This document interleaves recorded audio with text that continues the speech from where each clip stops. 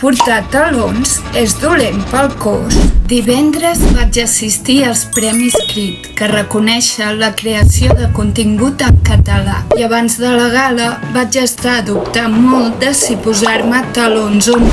Com podia decidir de manera objectiva? Efectivament, mirant què hi diu la ciència. El peu humà té 26 ossos, 33 articulacions i més de 100 músculs, lligaments i tendons. I, com podem suposar, alterar-ne la biomecànica no és la millor idea del món. Portar talons altera la pressió que rebem al peu, que ja no recaurà sobre el taló, sinó sobre els dits. Com més petita és la superfície de recolzament, major és la pressió que reben les estructures. A més, usar aquest tipus de sabates altera la posició natural del cos, provocant tensió als genolls, malucs i la part baixa de l'esquena. Bé, crec que aquest vídeo ha sorpresa absolutament ningú.